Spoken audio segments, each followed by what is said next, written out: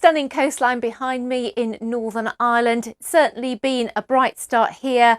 It's very warm as well. We're continuing that trend when we've had one of the warmest Septembers on record. Warm start to October, but only half the story, because actually we've got this weather front straddled across the UK. It's already given 2 inches of 50 millimetres of rain to the wettest parts of northwest Wales and northwest England. So we've got the sunshine to the north with just a scattering of showers, but that heavy pulse of rain will run its way along that weather front across, as you can see, the Midlands and the northeast. To the south of that, there's a little bit of brightness and sunshine around, and when that comes out, 23 or 24, and that's well above the early October average, but it's rather misty and murky with fog and hill fog around under this weather front itself here. But some bright skies to end the day across Scotland and Northern Ireland, and a fresher night to come here. But further south across England and Wales, it just hangs around that weather front once again. Not much rain and drizzle on it, but just a damp, misty, murky night. And again, really quite muggy at 13 to 15 degrees Celsius. As I say, slightly fresher further north, which is where we'll see the brighter skies again tomorrow. But there could be some fog around for the morning rush, and that weather front reactivates again. And in fact, not just the rain on the weather front, but some thunderstorms developing, becoming more widespread into the afternoon. Could be some torrential downpours. So in between, still quite warm though, 22 degrees for most. A little bit down on today further north, just because it starts on a cooler note, but I think feeling pleasant in the sunshine.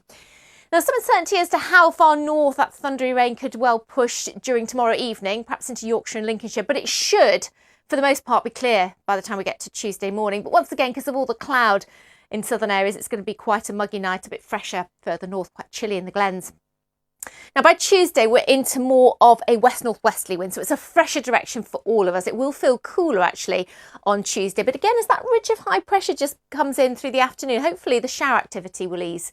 So some pleasant sunshine to end the day, leading into quite a chilly night under this ridge of high pressure. So yes, pressure starting to build from the south, just pushing those weather fronts and their influence a little further north. So Wednesday at the moment looks as if it'll be mostly Northern Ireland and Scotland, perhaps Northern England, where we see the lengthier spells of rain on that weather front, showers that follow to the north with, of course, a little bit of sunshine, but perhaps a little bit fresher further south, but feeling pleasant in some sunshine that should come through after morning mist.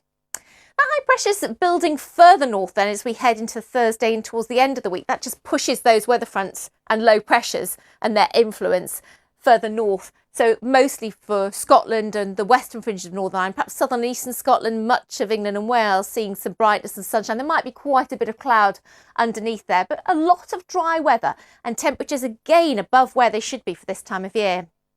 That high pressure then pushes its way eastwards, but still maintains its influence across the southern half of the country, and we pull in more of a southerly wind.